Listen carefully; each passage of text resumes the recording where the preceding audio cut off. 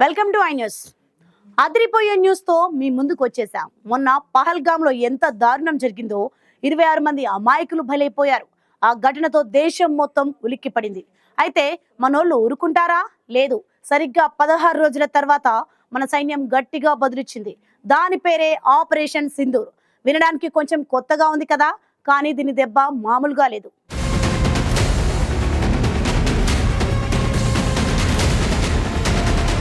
బుధవారం తెల్లవారుజామున చీకటి ఇంకా పూర్తిగా తొలగకముందే మనోళ్లు రంగంలోకి దిగారు. పాకిస్తాన్ వాళ్ల ఆక్రమణలో ఉన్న కాశ్మీర్లలో ఉగ్రవాదుల గుండెల్లో రైళ్లు పరిగెత్తించారు. ఎయిర్ ఫోర్స్, నేవీ, ఆర్మీ కలిసికట్టుగా దుమ్ము రేపారు. 2019లో బాలాకోట్లో చేసిన దాడి కంటే ఇది చాలా పెద్దదంటున్నారు. మనోళ్లు ఏకంగా బార్డర్ దాటి లోపలికి చొచ్చుకెళ్లి మరీ పని కానిచ్చారు. అసలు ఈ ఆపరేషన్ ఎందుకు మొదలు పెట్టారంటే, ఏప్రిల్ 22న పహల్గామ్లో జరిగిన ఉగ్రదాడికి వీళ్లు గట్టిగా రిప్లై ఇవ్వాలనుకున్నారు. ఆ దాడిలో మన నేవీ ఆఫీసర్ ఒకరు, ఒక నేపాలీతో కలిపి 26 మంది చనిపారు. దాడి చేసిన టెర్రరిస్టులంతా పాకిస్తాన్లో ఉన్న లష్కర్-ఏ తోయిబా ముఠానికి చెందినోళ్లట.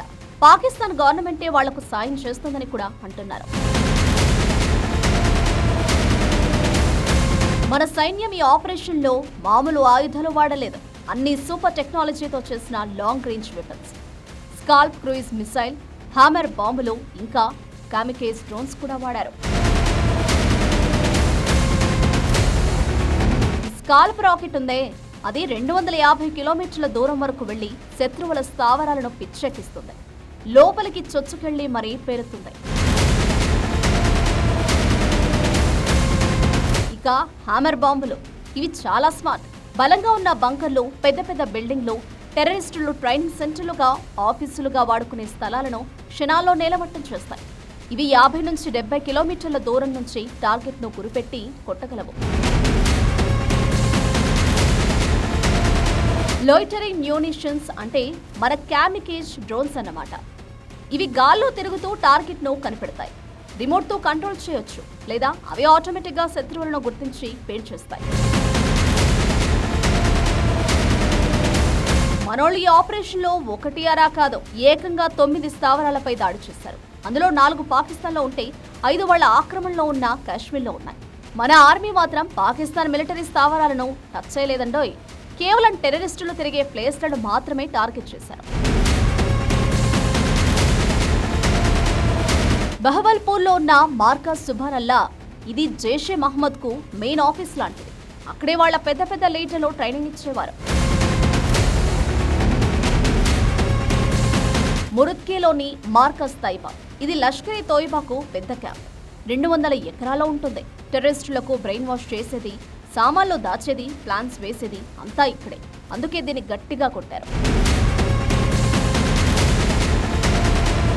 కోట్లీలోని మార్కజ్ అబ్బాస్, ఇక్కడ సూసైడ్ బాంబర్లకు ట్రైనింగ్ ఇచ్చి వాళ్లకు బాంబులు ఇచ్చి పంపించేవాళ్లు.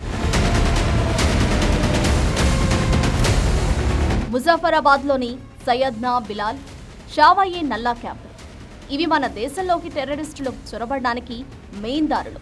స్లీపర్ సెల్స్ కు ట్రైనింగ్ ఇచ్చేది కూడా ఇక్కడే. బార్నాలాలోని మార్కజ్ సహ్లే హదీద్, ఇది లష్కర్ కు సపోర్టింగ్ సెంటర్ లాంటిది. సామాన్లు అన్నీ ఇక్కడి నుంచే వెళ్లేవి. తెహ్రా కలన్లోని సజ్జాల్, కొత్తగా రిక్రూట్ అయిన టెర్రరిస్టులకు ఇక్కడ ప్రాథమిక శిక్షణ ఇచ్చి చొరబాటుకు రెడీ చేసేవాళ్లు. సియాల్కోట్లోని మహ్మూనాద్ జోయా, ఇది హిజ్బుల్ ముజాహిదీన్ కు ట్రైనింగ్ సెంటర్. ఈ గ్రూప్ కాశ్మీర్లో తగ్గిపోయినా ఇక్కడ మాత్రం ఇంకా యాక్టివ్గా ఉందట. చూసారా మన సైన్యం దెబ్బ ఎలా ఉందో? పహల్గామ్లో కొడితే పాకిస్తాన్లో వాళ్ల గుండెల్లో దడ పుట్టింది. ఇది కేవలం ఒక దాడి కాదు, ఉగ్రవాదులకు మన దేశం ఇచ్చే స్ట్రాంగ్ వార్నింగ్. మమ్మల్ని కవ్విస్తే మీ అడ్రస్ గల్లంతు చేస్తామని గట్టిగా చెప్పినట్టుంది. మన సైనికుల ధైర్యానికి ఒక పెద్ద జై కొట్టాల్సిందే.